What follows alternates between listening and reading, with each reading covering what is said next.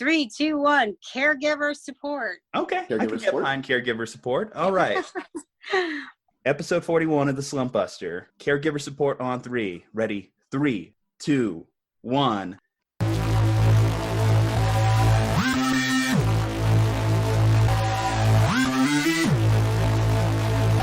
Slumpbuster.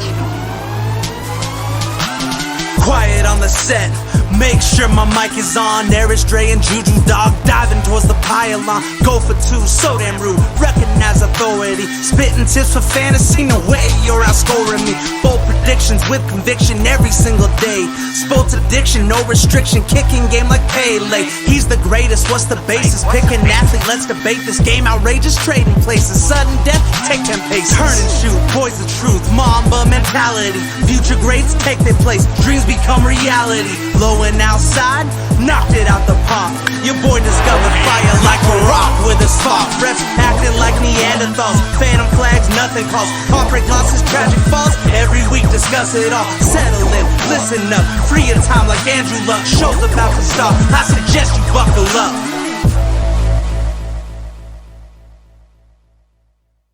Caregiver support. All righty, guys, we are into the episode. We are ready to rock. We're coming off last night's draft, but on this episode, we have a great guest to introduce. So Jennifer Cobb, the founder of Team Gateway to a Cure. You know me, I'm Julian at Ju-Ju Talk Sports. We have my co-host, of course, Dre. But Jennifer, thank you so much for coming on. This is an important subject. I know my co-host is very excited to talk about it. With that said, just kind of like introduce yourself. Let the audience know what they need to know about you.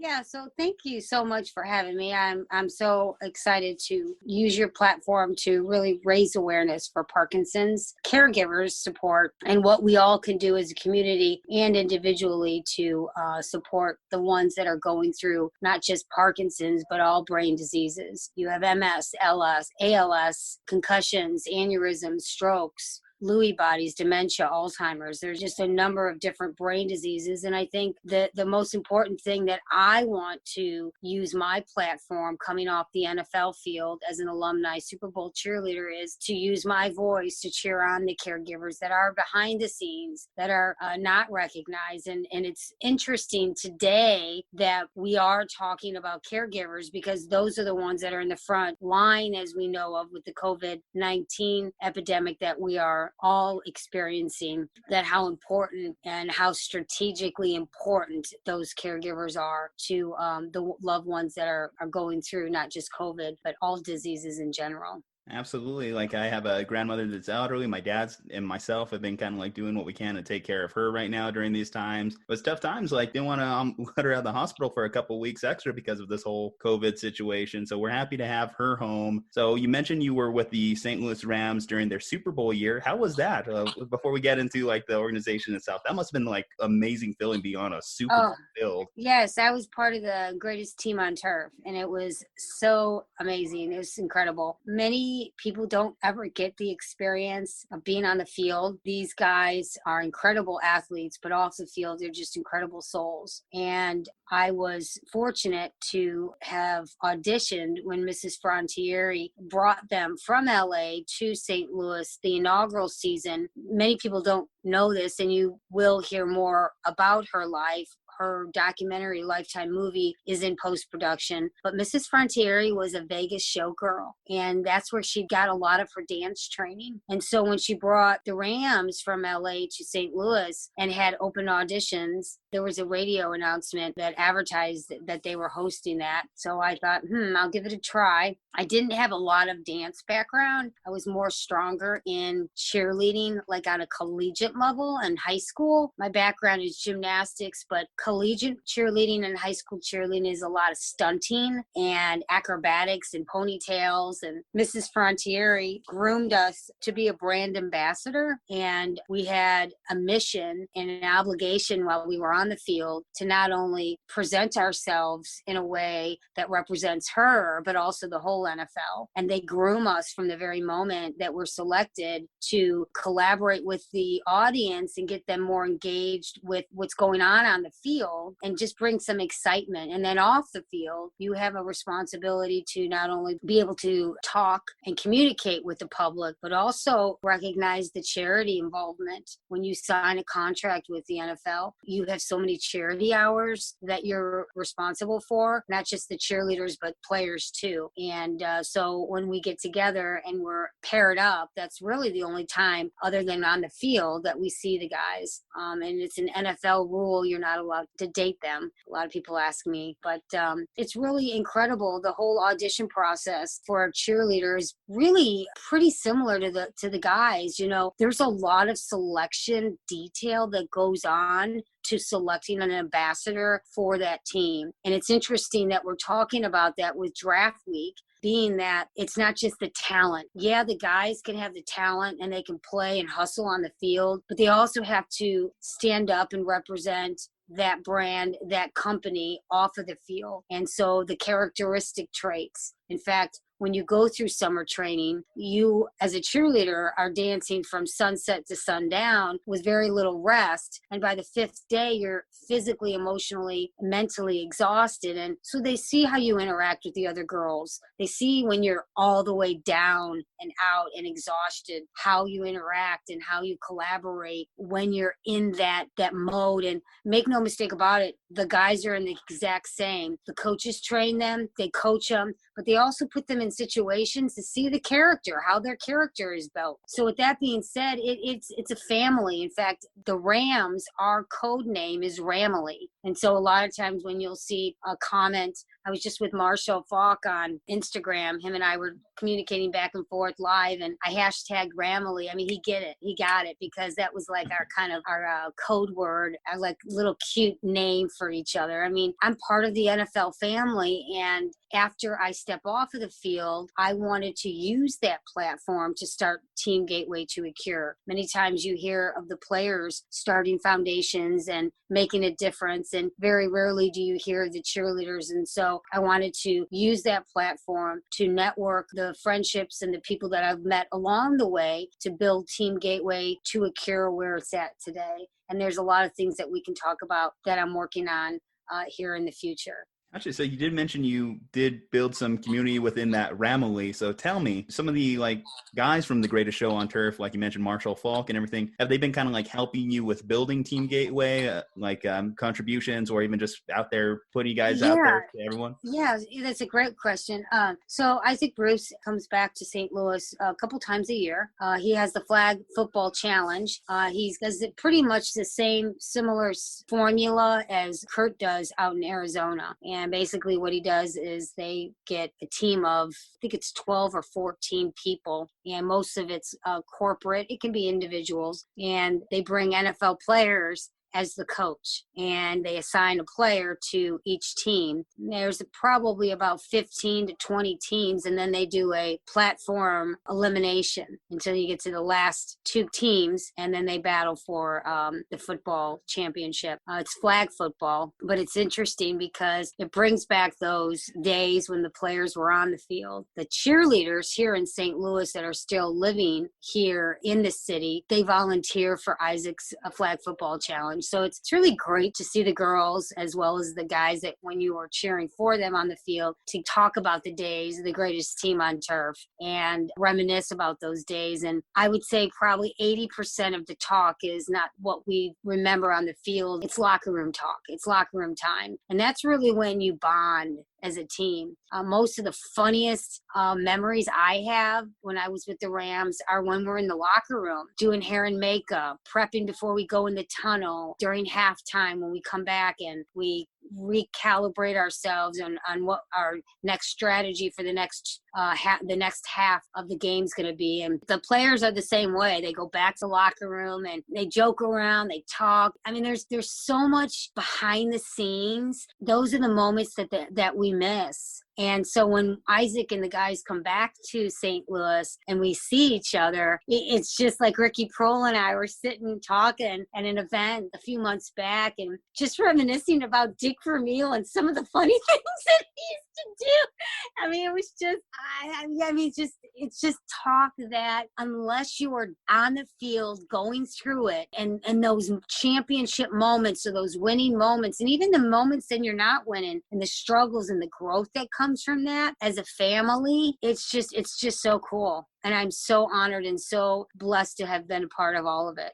So you mentioned your time from St. Louis, but obviously the St. Louis Rams have moved back to LA since that time. Do you still keep in touch with a lot of the people? Are you still in touch with maybe the front office or some of the new players? How involved are you currently with the organization? Yeah, I am. I am friends with quite a few of them, Johnny Heckler and just many of the guys, and I can name drop all day long. But yeah, and honestly, I was just in Super Bowl week in Miami and collaborated together, hung out with a lot of the different guys from different teams. You hang out in that sandbox and you get introduced to the family, the NFL family, and it's safe and it's trusted, but you're also very protective from the other side. I had a couple of players that are really big into this Cameo. Are you guys familiar with Cameo? In what regard, like Cameo on, like, is it like a name of Cameo? It's where the players will record a video for somebody, and you pay a certain amount of money to have the player or the public figure record something to you for a personal celebration. I see what you're saying. Okay. Yeah. And so a couple of the guys were like, Jen, you got to get on because cheerleading is so big right now. I mean, it's like all over Netflix. And I'm like, that sounds pretty cool. Like an NFL cheerleader talking to Susie Smith as she's going through, the cheer championships in high school or junior high or whatever. And then she can share that with some of her girlfriends. Like, that's cool. Having Marshall Faulk or Isaac Bruce say, hey, congratulations on your marriage or your job performance or your retirement, whatever you're going through. And just to be able to have that connection, like, that is so cool. So yeah, I do connect. But one of the things that I love is when the players come back to the city or I go somewhere, I'll reach out and say, hey, like, there's a couple of New York Giants alumni guys that are putting on these football camps. This is pre-COVID-19. And they're like, Jen, we really want you here on the other side of football camp to bring the girls in. Like, cheerleading is a sport. It's like big deal. And to have some of these girls have a Super Bowl NFL alumni cheerleader talk to them about their brand, their confidence, walking like a lady, talking like a lady, how to brand market yourself off of what you're doing. I'm a cheerleader off of the NFL field, and I've accomplished a lot, and I didn't accomplish that from a bank, from a check like the players get. The bank that I got was from networking and friendships and building that along the way and having trust and loyalty with these friendships. That's why I'm at where I'm at today, because it's not the couple $1 million check that I made playing football. It's really important that you look at the value. And when I get together with some of these players, and I got a couple of New York Giants reaching out to me that are wanting to start these football camps for Little League guys, Pee Wee guys, and they want the cheerleaders to collaborate because the other side to football is cheerleading. I mean, it's a whole family. It's a whole entity. And I think there's so much more happiness that comes from bringing everybody in that's involved with the whole entity of football, which makes it fun too, because then I get to meet the guys and connect with them. And, so it's a lot of fun. Yeah, I mean, it's definitely great to have like the intangible stuff as opposed to the tangible stuff sometimes, because like you said, those memories, those connections you made, you can never take those away. Those are there for life. And certainly, like you said, they sound like all amazing memories that anyone could enjoy. Now, with that said, so like we started the show obviously with the 3, 2, 1 countdown for like caregivers. You yourself are a caregiver for your father. Now, Parkinson's, like you said, it does have its own unique challenges to some of the other illnesses that kind of like fit in that kind of like same vein. Can you describe kind of some of the challenges that someone who's taking care of someone with Parkinson's may experience in that journey? Yeah, so I think the common denominator with all of caregivers is giving hope and comfort back to their loved one, whatever that looks like, whether they're struggling with Parkinson's, Alzheimer's, and I get it. Every disease is totally different. and it has its challenges. But at the end of the day, the caregivers, they go through depression. They go through anxiety. They go through physical exhaustion, especially if you are an older adult, older generation, low income senior, and you may not have the pump in your step that you did when you were 30, or someone who is a caregiver who is a little younger, that has a little bit more drive. But caregivers come in many different packages. You could be a grandparent caring for your grandkids. You could be a single parent caring for 3 kids. One of them might have a disability. You could be a mother who is battling cancer, caring for herself, caring for her children, but also an adult child caring for a father who has Parkinson. You could be a sibling caring for your younger siblings because your parent is a single working 5 jobs, trying to pay the bills. So what does caregiver support look like? And I think the awareness right there is what we really need to talk about. And with that being said, a lot of times when I am at these caregiver conferences, one of the biggest questions that I get from people who are our age is, why should I care for my dad now? He's sick. He never showed up for any of my football games, and now he wants me to stop being a parent. I got 3 kids of my own I got to take care of, and now he wants to stop me to stop my life to take care of him because he's sick, and now my mom's ill and she never showed up to any of my ballet recitals, and I got my own life. I'm trying to build a career here, and now they want me to stop my life and take care of them. I mean, all of the things that they put me through growing up, how dare they?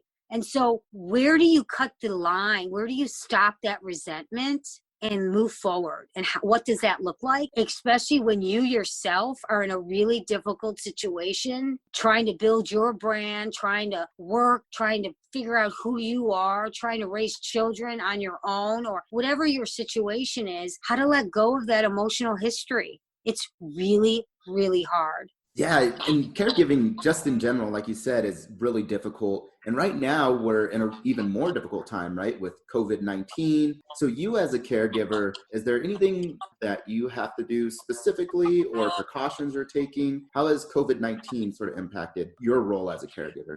It's a good question. Many people ask me, how can I be a good caregiver? It's like asking me, how can I be a good mom? How can you be a good dude, a good friend? When my dad finishes his YMCA workout and he showers and he's all done, he walks out the locker room and goes for a cup of coffee, where's the first place he goes to? He goes over to the fellas at that round table, maybe grabs a donut, another cup of coffee, and sits down. And you know what they do? They dude talk. They trauma bond. They talk about dude stuff. And sometimes what the fellas talk amongst each other, my dad listens to more than he does the doctor in the office, because there's something so significant with that bonding. Just like the players, the cheerleaders in the locker room, there's something that we all go back to. We feel safe. We're all going through the same situation. In fact, we're all in this social media event in our life, and we post something on our social media page. What's the first thing you do in the morning? You go back, you look at the comments. Those comments are storytelling. The dudes at that table at the YMCA are telling their stories of how they get through their day. We're all going through something. There's a million ways to be a good mom, a good buddy, a good dude, a good friend, a good caregiver. So I think the question that you need to ask you is, do you really, really not know how to be a good caregiver? You know how to be a good friend. I'm not going to take the resentment from what I had growing up because my dad maybe didn't show up for all my gymnastic meets. What I am going to do is be the best caregiver I am today, love my father for where he's at today, give him hope and comfort, and just enjoy Ty. Just enjoy Ty Cobb. My mom said, I have the best idea as a caregiver for dad. I'm going to hire a personal trainer. We're going to have him come over 2 hours a day, train him 7 days a week. That's going to make a difference. So I looked over at my dad. I said, Dad, is that what you want? He said, no. that's not going to bring him back to being 30 years old again. My dad has Parkinson's, and every day it's getting worse. My dad doesn't want to talk about Parkinson's. You know what he wants to talk about? He wants to talk about the fishing days, the hunting days, the days when we used to go camping, and how I always burnt the marshmallow. Jennifer always burnt the marshmallow. She never got the marshmallow right. He wants to talk about all the days when we would fish and I would fall in, or my sister would drop the fish in the water. The funny stories, the movies that my dad loved to watch, the robbers and the Indians and the cowboys, and the things that makes Ty. He doesn't want to talk about his medicine, doctor appointments, how are you feeling? He doesn't want to talk about the disease. He just wants to talk about giving him hope, giving him comfort, and just loving who Ty is. That's what he wants to talk about. Obviously, you're calling in from St. Louis. Your dad is named Ty Cobb. I assume no relation. Is he a big-time baseball fan? No, actually. Yeah. same name, not the baseball. No, my father was a blue-collar electrician. He was a blue-collar, started from nothing, learned the trade, and he worked for probably close to 40 years in Chicago and built some of the most famous buildings as we know today, like John Hancock. He's very involved in electrical in that building. And he's done very, very well in his years of that trade. My brother Ty Jr. worked for my dad for many years, and my brother Joe decided that he wanted to go in a different direction, and that's culinary. So he opened restaurants and got involved in commercial real estate out in Montana. And so when my father was diagnosed in 1999 with Parkinson's, right around the time Michael J. Fox went public, it wasn't an instant thing that you notice. It's a tremor over years. It's the body starts to shake, your arms, your legs start to tremble. You have the bobbing of the head, which is called dyskinesia. You have the voice projection, which is very soft. You have the short steps. The gait is real shuffly. You have night terrors, and you also have things called freezing, where you stop and you can't move, but your body wants to, but you can't. And it's just so incredibly frightening, especially when you are in a public place and you have a freezing episode. It can be almost to a humiliative moment, especially if you're in a bathroom in a public restaurant. It can be a little on the shaming side.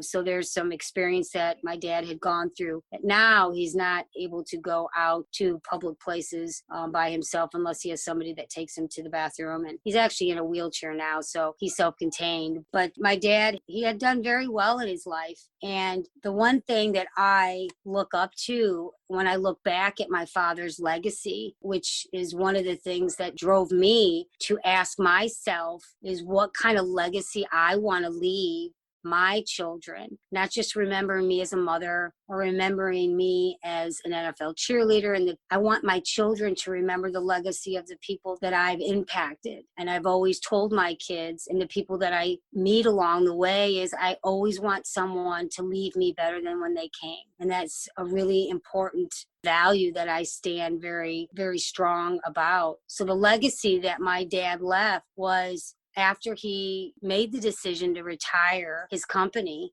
he offered it to Ty Jr., my brother, and my brother Ty didn't want to run the company. And Joe went a different direction. And so there was a gentleman by the name of Tommy that started with my dad at the young age of 16 and started working for my dad every day for 40 some years. And he's now the father of 8 children up in Chicago. He never missed a day of work, never called in sick, worked, did exactly what he was supposed to do, and never complained. So my dad, after evaluating his life, he had already made his money, decided, if I sold the company, is that money going to make me change me to a different type of a man? I've already made it. I've already got everything I want. So he gifted the company to Tommy. He gave the company to Tommy and shook his hand and said, "You got this, now you run it. Make me proud." And today you still see the Ty Cobb electric trucks running around Chicago.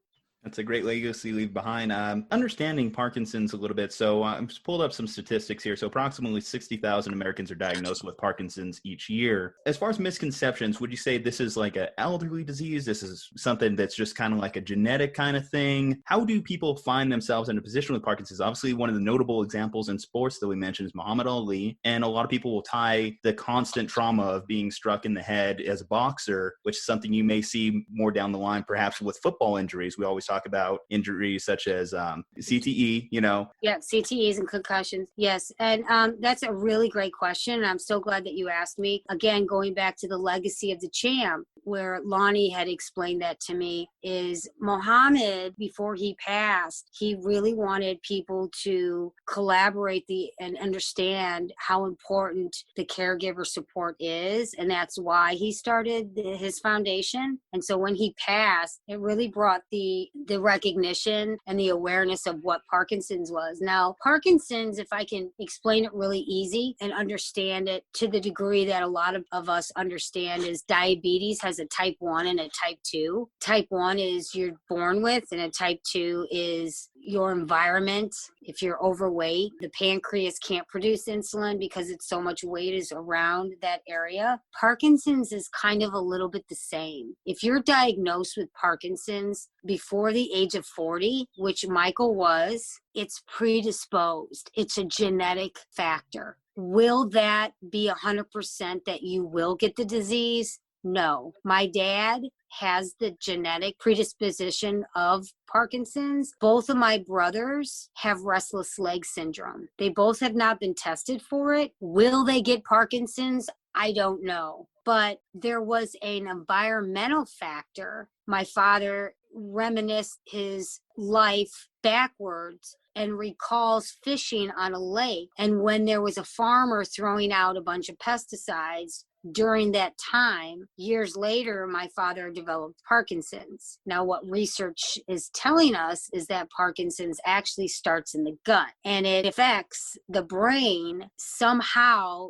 through trauma, environmental trauma, or in the champ's case, head trauma. Boxing doesn't cause Parkinson's, and you can't catch Parkinson's. Like every time I eat a hot dog, I'm going to get Parkinson's. No, you can't catch it. But the trauma and the stress, if he's already predisposed, already has genetic link to Parkinson's, it will manifest itself to the physical symptoms is what you see. And every person that suffers Parkinson's is all completely different. So what you see on television with Michael, where it's very pronounced, his symptoms physically, you might see somebody who has Parkinson's where their physical symptoms are very totally 100% different. So there's many different Parkinsonisms, they call them. And so with that being said, it's extremely important that your GP, your general practitioner, doesn't do a physical evaluation and say, okay, now you have Parkinson's. They have to do a brain scan. And until they do a brain scan and they throw you a bunch of medicine, you're just kind of covering it up with a Band-Aid. You're not treating what you truly have. So, going more along the lines of Parkinson's and talking about this disease and how, many forms it can take, what about for the families? Because I know it's a hard diagnosis when you hear your loved one has Parkinson's. So I guess what advice do you have for families coping with this? And, myself, I actually do have experience with it. My grandfather, unfortunately, passed away not too long ago from Parkinson's, but I know it was very difficult. Oh, it's okay. It was difficult for my mom. And, she even has those worries a little bit of what you're saying is, what if it's genetic? What if I pass it on to, my son, or I get it myself? Yep. So I guess, what do you have advice for people? Yeah. And I think right now what we're doing is we're talking and we're trauma bonding and we're experiencing each other's stories to help give us as caregivers hope and comfort, and to use your platform to talk about, education is so incredibly rewarding. There's so much growth with it. Educate yourself. Follow where the research is going. Michael raises millions of dollars for research for a cure. We don't have a cure right now, but we do have a race for another day to the person going through it. And as a caregiver, you can give hope and comfort back. And so what does that look like? Understanding how you can be the best support. You're not going to rescue them. You're not going to be God Jr. that's going to come in there and say, okay, I'm going to be the rescuer. I'm going to change. Just love them. Just love them. Understand the symptoms. Understand what they're going through, and just be there for them. Because sometimes at the end of the day, that means more than trying to coming in and just rescue and trying to cure everything. And it's just not going to happen.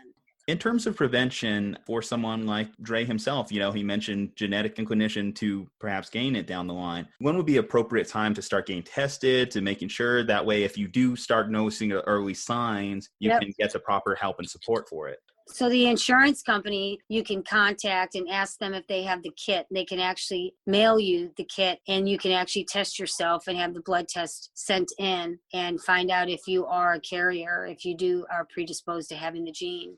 The other thing is protect yourself environmentally. The pesticides, that's one way. The good news that I'm really excited to talk about today, I've just recently met with Dr. Perlmutter, who's a huge research scientist at Washington University here in St. Louis, and is involved in the documentary film, which I am co-producing. I didn't know if you two had a chance to go online to teamgatewaytoacure.org and watch the trailer for the movie. But the movie talks about, or is focused on, Dr. Jerry Medoff. Dr. Jerry Medoff became world famous 20 years ago when he invented the 21 pill cocktail for HIV. And he was a homophobe. And as he cared for these patients, it changed his bedside manner. And now today, if you develop the virus of HIV, you take one pill and live a normal life. Dr. Jerry Medoff developed Parkinson's and today is now taking 21 pills for Parkinson's. So when you look at 20 years ago, which AIDS was the biggest epidemic, medical epidemic then, now 20 years fast forward right now, you take a pill and you live a normal life. Where's Parkinson's going to be 20 years from now as it unfolds through the trajectory of science and unraveling one of the biggest medical mysteries of our time? Where is that going to be? And to be a part of that medical history through this documentary, I can now say that we now have a pill that you can take that reverses the damage that Parkinson's has done to the brain. That is today, that just came out. So where is it going to be in a couple of years from now? And to be a part of this movie, which is A Race for Another Day, that looks at the medical history as well as the future, but also the other flip side to the disease, and that's caregiver support and what that looks like. And that's why the movie's called A Race for Another Day. Until we get a cure, what does that day look in the life of someone going through the disease?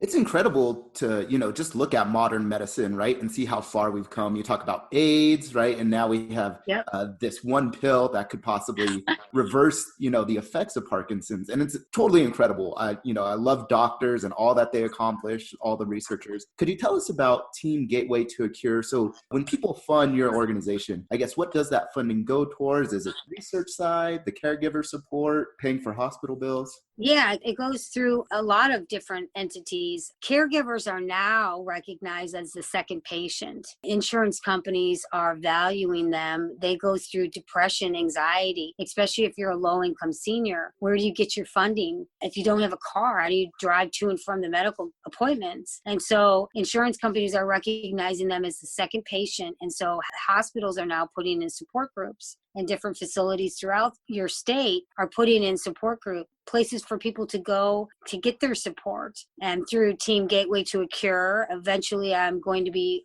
having a podcast called Generation C for Caregiver to talk about the ways to support the caregiver. But the money, if people would like to be more involved financially, to go on the website, teamgatewaytoacure.org, and make a donation in memory of a grandparent, somebody that's near and dear to your heart, somebody that's battling the disease, and their name will be recognized in the credits of the movie. And that's a really great way to honor a loved one. But then some of the money that we raise will go to the caregiver support programs in the cities. Right now I'm in St. Louis, but eventually there will be caregiver support programs in every state in the country that we will give money to, because there is going to be somebody out there that needs a little support to get through their day. And if I was in that spot, I would hope that someone would do that for me. Now, we kind of talked about the origins of Team Gateway to a Cure a little bit in the pre-show, but for our listeners, kind of like benefit, so like you yourself, you're very involved with the Michael J. Fox runs back in the day to kind of like raise money, according to the website here, about $50,000 over a 2-year time period. But how did that morph from you being part of just the runs to developing your own organization, to bringing a new opportunity, a new gateway, some would say, to, helping those families, helping these people who are suffering through this ailment? Yeah, so as any company or anybody that starts out in life, you get out of college, you evolve into this job, and then you go into another market. That's kind of how I looked at Team Gateway to a Cure. We started as a fundraiser entity for the Fox Foundation. I wanted to do a little bit more. So then I collaborated with the Muhammad Ali Parkinson Center. Having the two entities of caregiver support and then fundraising, I wanted to use the platform that I came off of to really start raising awareness. And then I thought, fundraising events are starting to become less and less. People are not going to and attending as much. The millennials are so incredibly philanthropic. They just don't know how. So I wanted to take it to a different level in terms of awareness and talking, because that generation loves to talk. They love to comment. They love instant gratification. And so with that being said, it kind of switched a little bit. Team Gateway became more of an awareness platform, a talking platform, a platform to collaborate, to give hope and comfort back to the caregivers. And so that's kind of where we're at today. Yeah, that's incredible. Do you guys still do other events, right? Like the runs? Do you have any other major events that you do? Maybe an annual like ball, dance, I know is a popular one for some charities and organizations. Yeah, we did a 5K every year. And then we did Laugh Off to a Cure, which was a great comedy show with Jimmy Kimmel's sister, Jill Kimmel. She's so funny. Michael Winslow from Police Academy, and Richard Pryor Jr., the son of Richard Pryor, a great comedian. His father passed away of MS. And they were great and they were good fundraisers. But I felt that when I looked at the whole foundation in general, that our efforts were better suited as educational. The fundraising can still be there through the documentary movie. Eventually, I'm going to be coming out with a book where public figures will have a chapter to share their story as a caregiver. But I really wanted, my heart just kept pulling on the fact that I really wanted to talk about the support of a caregiver and what that looks like. And that's where I felt what my efforts better were suited that way. A book, a movie, you're touching all bases here. As we kind of like come towards the end here on this podcast, one thing that we always love to ask our guests here, because we're, obviously sports, we love our sports movies. What's your favorite sports movie all time, Jennifer? Oh my gosh, I love it. Rudy! Rudy, okay. We had someone on the edge with Rudy, but they finally just came out. All day long.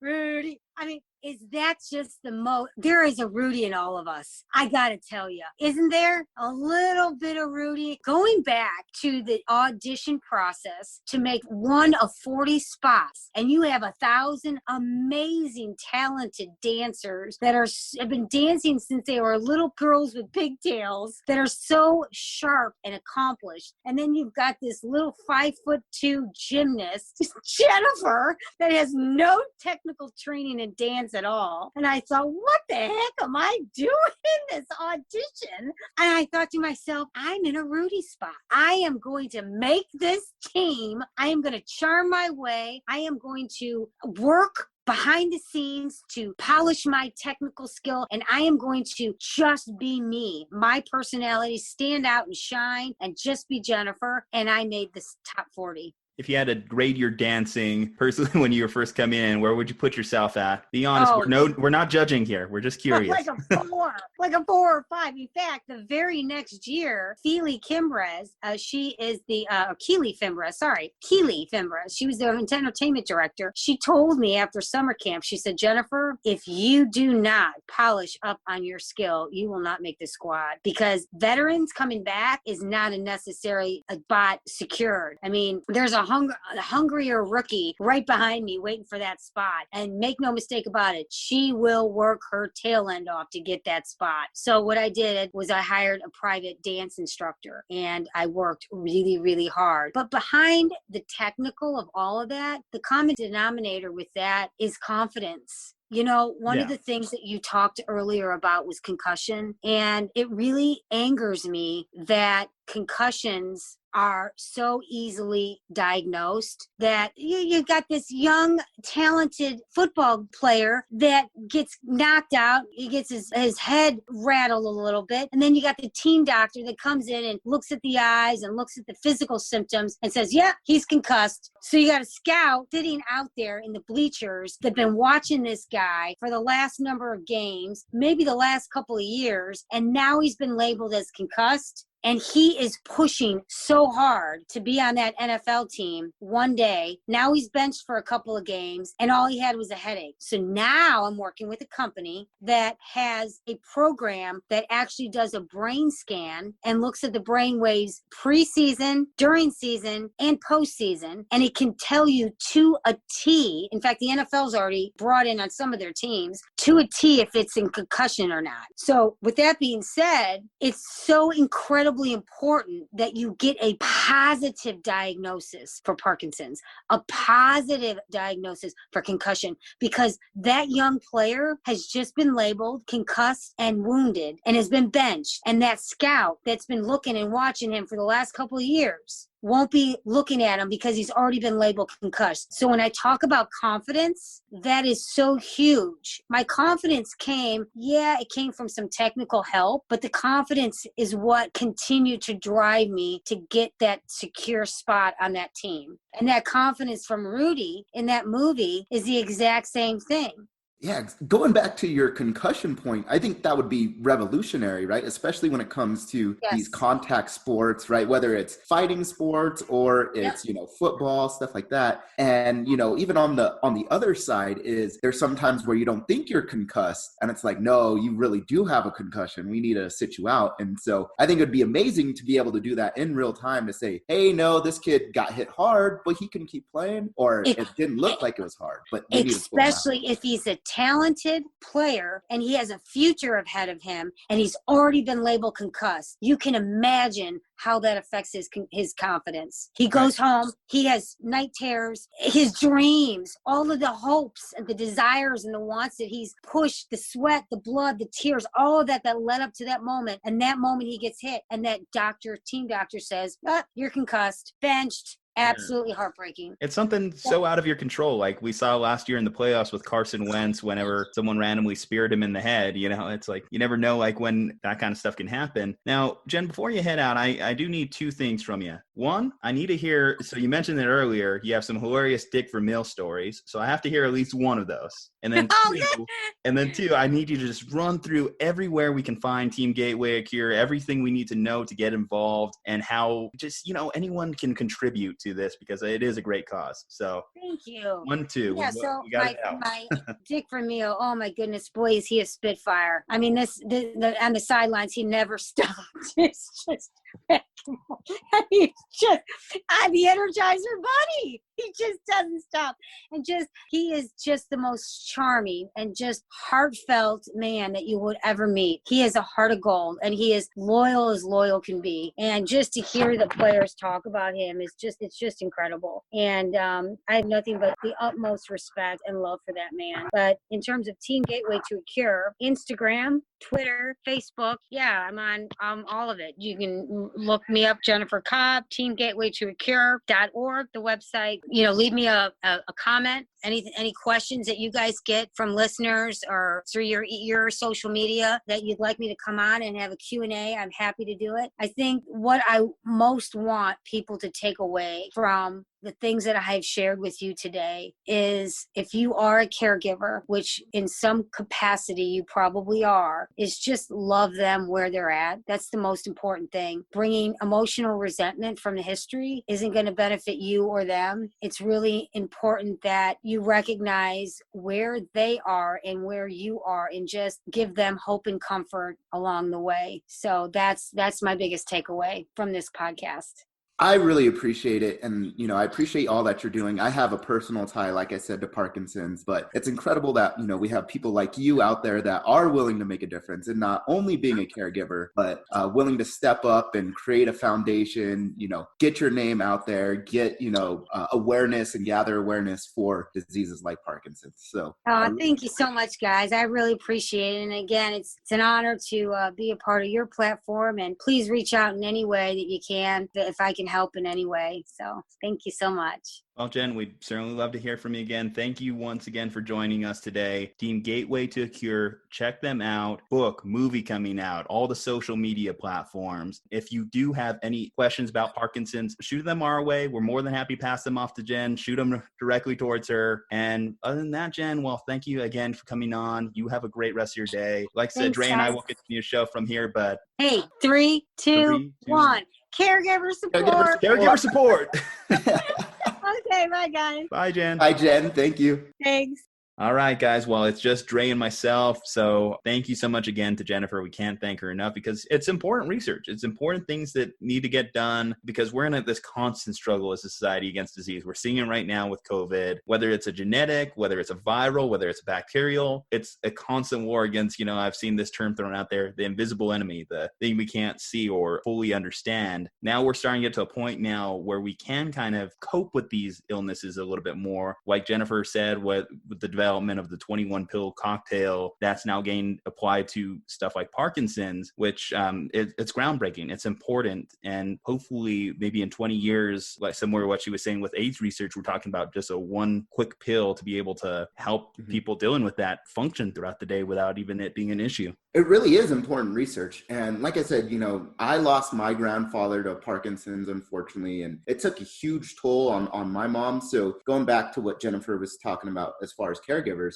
just to give our listeners a little bit of background and insight into my family is my mom had to basically leave her hometown, right, of Albuquerque, where she had an established job, she had an established life, and go take care of my grandpa for many months while he was dealing with Parkinson's out in Houston, just because, he had to get kidney dialysis. He couldn't go anywhere alone, like Jennifer was saying, and that her dad can't even go to the restroom alone in public. It was the same thing with my grandpa, is that he really couldn't be just left alone. And so it was a lot of effort on, my mom and my family's part to take care of him. Literally, she had to pack up and move whole state away just to take care of him, which she gladly did. But, going back to it, it's a scary thing in that this disease at the moment does not have a cure. And so not only, does it take a lot out of these caregivers, it's scary because, it's basically just a ticking time bomb as of right now that's just going to slowly degrade and get worse and worse. And so you see the condition of your loved one get worse and worse over time. And, like their time is limited and there's not much that you can do. But it sounds like they have done a lot of advancements in this field, right? They've started to take a look at Parkinson's and, like you were saying, Ju-Ju, the 21 pill cocktail, right? Whittling it down to now one pill. And hopefully if there is something that can reverse the effects of Parkinson's, it becomes available and cost effective as well. And that's probably the biggest struggle we see with a lot of these pills for these like complicated illnesses. The cost isn't necessarily manageable by a lot of families. So that's why some of these foundations are important, because they also do help reduce cost for the people dealing with it. And I'll probably throw a few bucks, and even in not necessarily the best time for me to be donating, I think it's important to be philanthropic, be a human being, about this kind of stuff, because you never know. Like for all I know, I may have a genetic disposition for Parkinson's that I never had diagnosed. And I would want someone to take care of me in the same way that Jennifer is being able to take care of her dad, or your mom was able to take care of your grandfather. Absolutely. And it really is a rough time. Like you said, there's a lot of people without a job right now just due to the COVID-19 pandemic. But as bad as things are for us, some of these families and some of these caretakers, it's even worse for them, right? They possibly lost their job and they have to take care of a loved one with such a scary and debilitating disease. And so,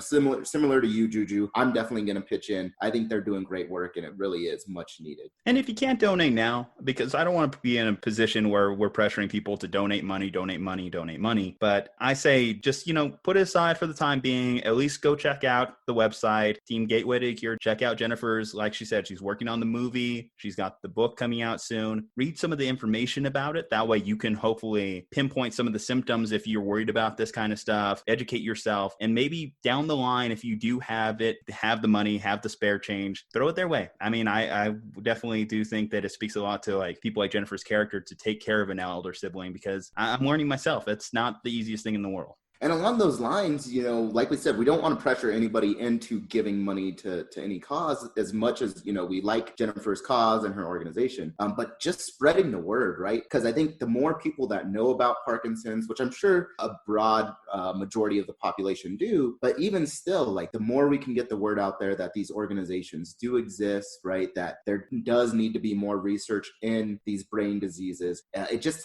overall helps the entire system. More money gets funneled into research, more money gets funneled into charities and organizations, right? That help out not just the research side, but the caregiver and the caretaker side, the treatment side, all of that stuff. So even just spreading the word, like you said, educating yourself, giving the site, even just a like or a click, add it to your favorites, check out, Gateway to a Cure, all of that stuff helps.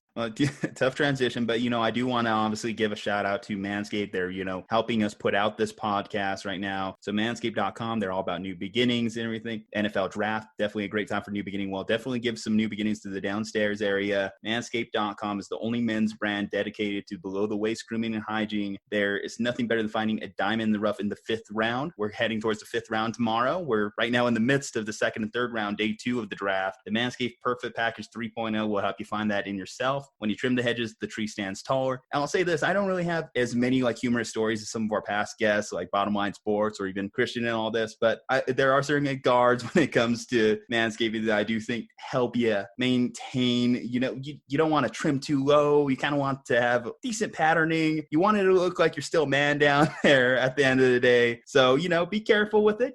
Don't trim the hedges too much, but like we said, the tree stands taller if you do give a little bit of a brush up in that particular region. The 3rd generation trimmer features a cutting-edge ceramic blade to prevent manscaping accidents. Millions of balls are now nick-free thanks to Manscaped advanced skincare technology. And of course, let's not forget about the crop preserver, an anti-chafing ball deodorant and moisturizer. You already put deodorant on your armpits, right? Might as well take care of the below the belt area, because we know things don't actually smell that pretty down there most of the time. Let's be real about that. Subscribers get a new replacement blade refill for the lawnmower delivered every 3 months, making sure your trimmer always stays fresh and clean. For a limited time offer, subscribers get not one, but 2 free gifts, the Shed Travel Bag and the patented high-performance anti-chafing boxer briefs. This is the perfect package for your franchise quarterback or your favorite podcaster. Get 20% off plus free shipping and handling with the code SLUMP at manscaped.com, as in Slumpbuster Podcast. Bust the Slump, Slumpbuster, and the promo code filled at manscaped.com. Do yourself a favor and always use the right tools for the job. Get 20% off and free shipping and handling with the code SLUMP at manscaped.com. That's 20% off with free shipping and handling at manscaped.com. Manscaped is the best when it comes to men's grooming. Get yourself your Joe Burrow. Get yourself your #1 draft pick. Some would even say get yourself your Jordan Love, which is probably going to be the next topic we're actually going to be diving into here, Dre. So we were watching the draft last night, and if you weren't part of our live draft coverage, it's okay. It was a long one. We get it. It was 5 hours, but we did have some fun chats in there, right?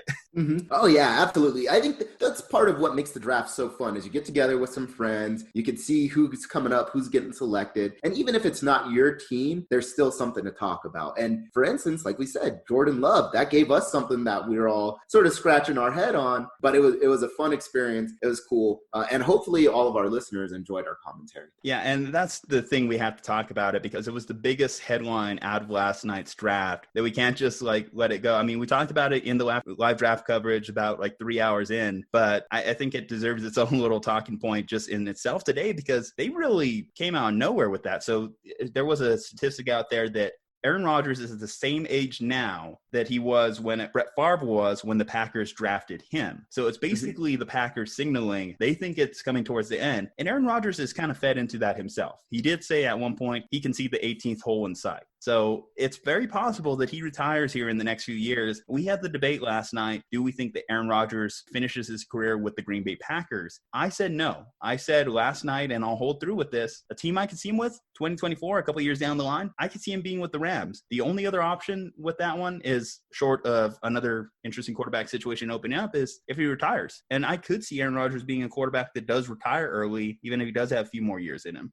I'm going to err on the side of I think that he actually retires. I don't think he wants to play for another organization outside of Green Bay. Although, I mean, I know his relationship has been a little bit rocky with the organization. He always felt as though they didn't give him enough help or they didn't get him enough defense. But I still think that he's going to retire. I do wonder if whose side this is on. Is it a signal from the organization saying, hey, we think Aaron Rodgers is coming to the end? Or maybe it's a signal from Aaron Rodgers to the organization by him telling them, hey, I think my time is coming to an end. You guys need to find my replacement. Or it's both collaboratively. But either way, I thought it was interesting, especially that they moved up to get him as well, right? So it would have been one thing if they just waited and they're like, hey, a really good quarterback happened to fall to us right here. We know that Aaron's coming to the end. We might as well take him. But the fact that they were willing to make a trade, move up into the draft, and then take Jordan Love at that spot does tell me that there's something going on and probably will see the end of Aaron Rodgers here within the next few years. Does this basically signal that we have a lot of confidence in Matt LaFleur moving forward? Because Matt LaFleur, people had their question marks heading into the season. We heard that him and Aaron Rodgers had some sort of disconnect, that they weren't necessarily on the same page as the offense was starting to get funneled in, the whole dispute of over audibles. And Matt LaFleur, even though a lot of people question how good was that Packers team really, he still got that team to the NFC Championship game. So do they see him as their coach of the future and they're starting to move into their next phase? I would say yes. Like,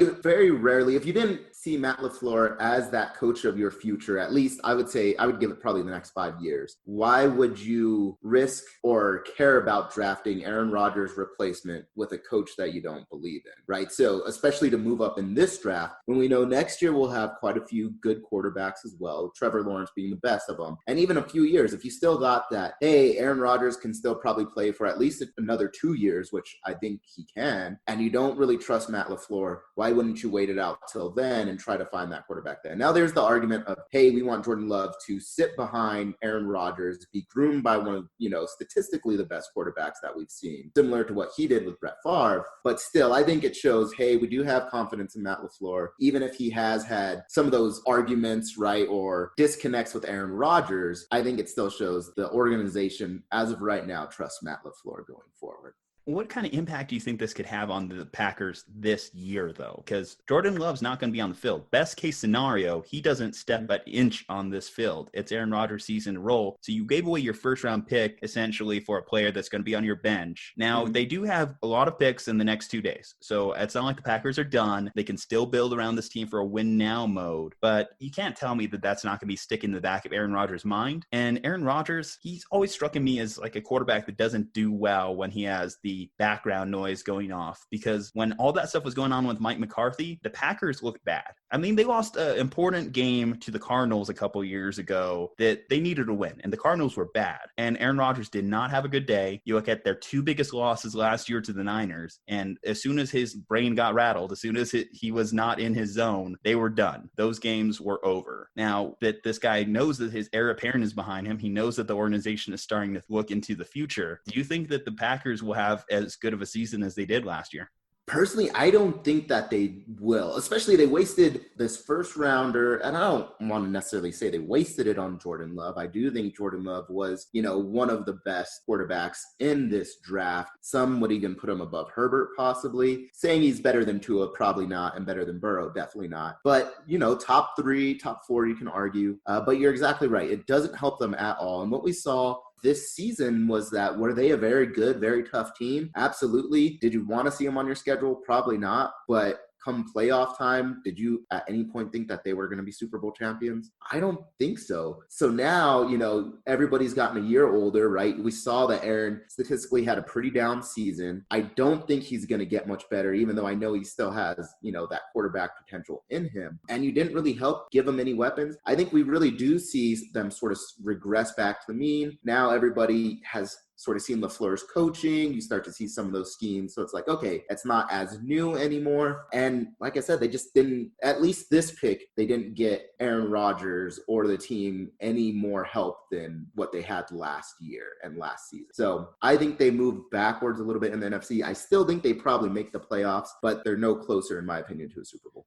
Well, let's look at that division. So they have Minnesota, they have Chicago, who we assume might have a bounce back year depending on how the quarterback thing goes. And you have Detroit in win now mode, but I don't think that Detroit's necessarily going to make a jump. They were a tough team last year. They lost a lot of close games early, but then they started to get blown out towards the end. So do we think that the Packers will win the NFC North? You said that you think they'll make the playoffs, but do you think they'll win that North? Or do you think they're a wild card team with this new 7-team playoff?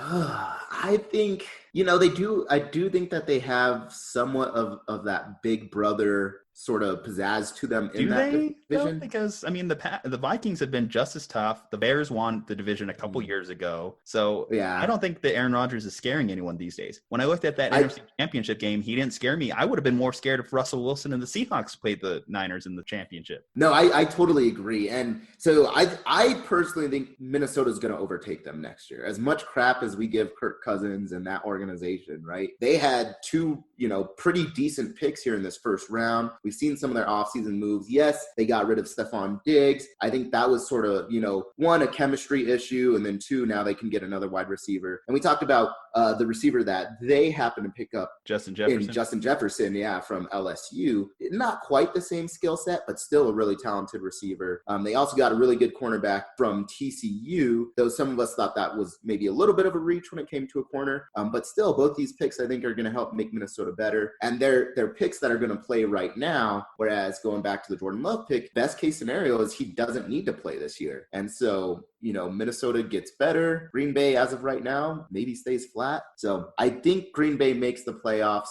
but I think it's a wild card, going back to your question. Could you see the nuclear option? Do you think that Aaron could want to force his way out? Because he did make a comment earlier in the day before the draft that the Packers haven't selected a wide receiver or a skill position player in the first round in close to 15 years. So basically his entire time in Green Bay. This can't do him any favors. He has to be thinking, I know he signed that deal, but don't you think he's probably in his mind thinking, I want out of this organization one way or the other? I think he does, and especially because he's been so vocal, right? And he's been willing to criticize the organization on many things, of them not getting him the receivers he needs, of them for a long time not having a defense, right? To where he would get these leads, right? Or he'd get, their team back into the game. It's just the defense couldn't hold anybody. And so, I think he's got his gripes. I think he's got his complaints. And then the other thing, right, is Danica makes plenty of money too. So even if he wanted, he could just be done with football and be like, you know what, I'm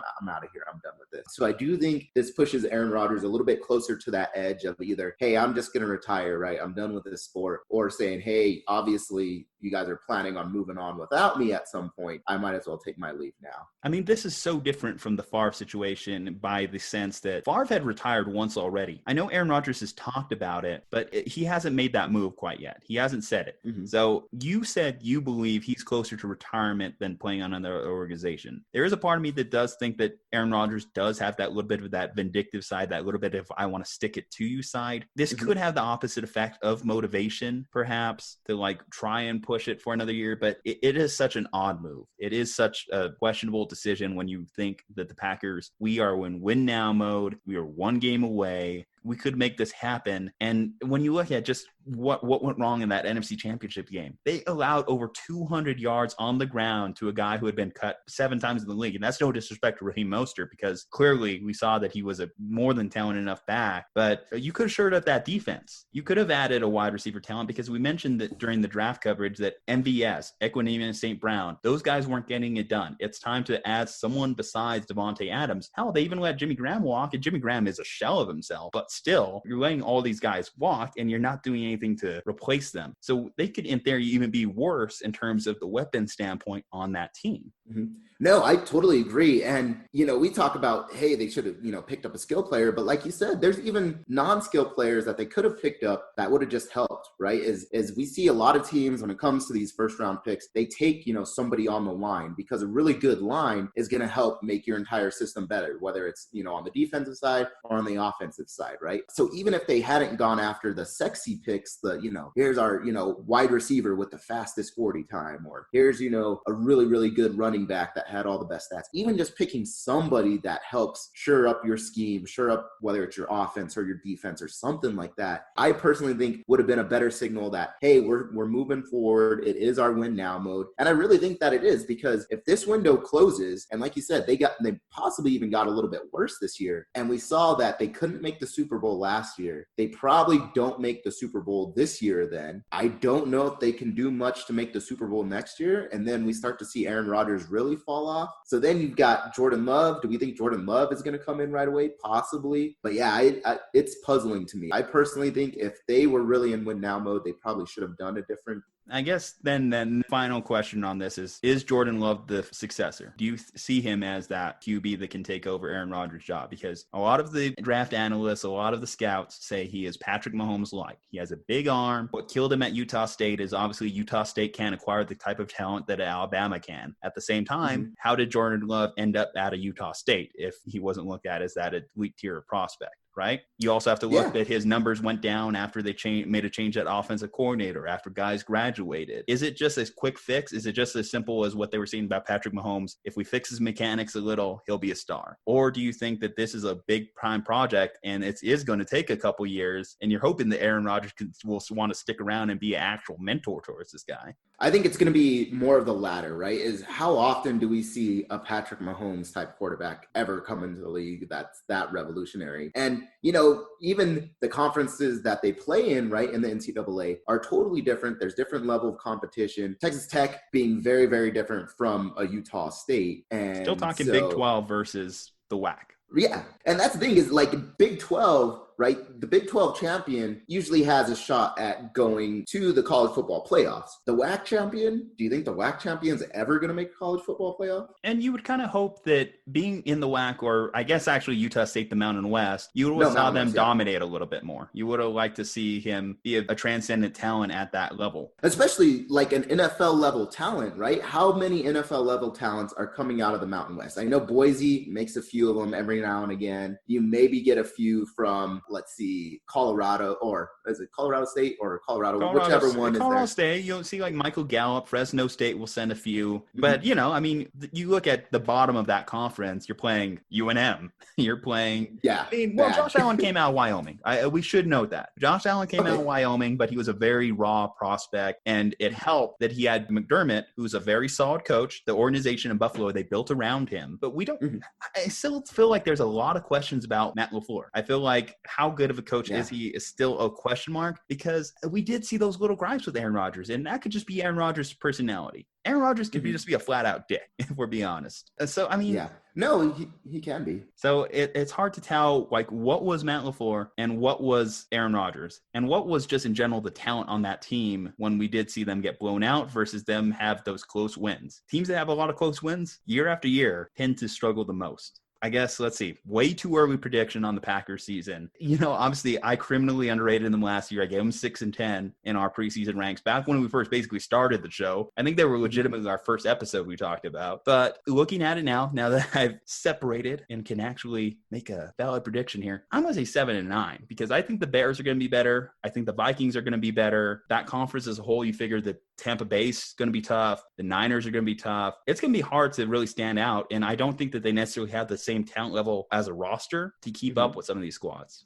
I mean, we're still talking about like Mitch Trubisky though, right? We're still talking about Mitch Trubisky, but if we can look away from that, we can also analyze that Khalil Mack, Akeem Hicks, all these guys that the Bears have are good players to have on your defense. Let's not underrate Matt Nagy, who was the coach of the year 2 years ago and would have won a playoff game if his kicker didn't, double doink it. No, I mean, you're right. I don't think they slide that far back, right? There is still something to the fact that they went, 13-3 this year is what they went? Or did they go 12-4? No, they went 13-3. And so they went 13-3. I think there's still something to that. Aaron Rodgers can still play. We saw in a few games, even though he killed my fantasy and was garbage and I should have just gotten rid of him. But that's the thing. He only took advantage of like piss poor defenses. You look at his best games, they were the Raiders, they were the Giants. Those defenses were terrible. He did have one. No, never mind. I was going to say he had one good game against the Vikings, but that was really the Aaron Jones show. Is the offense going to run through Aaron Jones or is it going to run through Aaron Rodgers next year? Which Aaron is going to take over? Because that's going to be the difference between their team because they still haven't addressed the wide receiver problems. I think it still runs through. I think it'll run primarily through Aaron Jones probably. I think they're going to go more of the running game. I still see them above 500, but just slightly. I'll have them going like 10-6 range. 10-6. Okay, you're higher than I am. I guess we'll see how it goes, like when we have to hold ourselves accountable. I guess let's see here. So day 2 selections going on right now. My team's not making any picks. You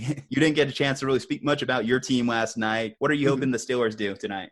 So we already did one of our picks, and I will tell you, we got Chase Claypool, wide receiver out of Notre Dame. I didn't pay too much attention to Claypool, to be honest. I haven't seen too much tape, so I can't give you analysis on exactly what he's good at, right? But what I can say is I actually thought that this was one of the areas that we did need. I thought there's several areas that the Steelers need. And this I don't want it to sound like we're an awful team, right? Like Jacksonville, we were saying, when Jacksonville was up picking, it was like they can literally pick anything and it'll help their team out. But for us, right, for the Steelers, I think wide receiver, we desperately needed to get another big number 2 wide receiver. Yeah, James Washington wasn't really cutting it. Yeah, exactly. And it was also disappointing because Washington and Mason Rudolph both came out of Oklahoma State, and Mason Rudolph for much of the season was our starter, or at least for a part of the season, right? And we had thought, hey, there could be that chemistry still. They played together. We didn't quite see that. And it could have just been the quarterback play that, Washington didn't benefit from. But either way, I still think we need another option besides Ju-Ju. And even Ju-Ju Smith-Schuster, we saw him struggle a little bit being the go-to option now, and that guys were double teaming him, and he couldn't create the separation that he normally could back when we had Antonio Brown on the other side. So I'm happy with wide receiver. I would have been happy with another running back as well. And, Hurts as well was the other quarterback that was in this draft. Okay. If he had fallen a little bit further, I might have been okay with that. Especially, we know Big Ben. Obviously, he's been hurt. I think he's only played like 3 full seasons or something like that, where it's been all 16 games. He's usually at least out at least one of the games. And we saw, obviously, last year, his body gave out on him. I don't think he's going to be around much longer. So I would have been happy with any of those, wide receiver, running back, or quarterback. That's an interesting one. Jalen Hurts went to the Eagles, so they shored up their backup behind Carson Wentz. That could be a talking point on the next show. But, this has already been a long episode. I guess what I will say about the Steelers, too, is, yeah, you guys could have went quarterback here. That would have been a thing. But it seems like all the mainstay quarterbacks are gone. Jacob Eason, I'm not sure if he's been drafted yet. But if he's gone already, then, yeah, you guys are basically saying, Big Ben, you better stay healthy because Duck Hodges, Mason Rudolph, they're not getting it done.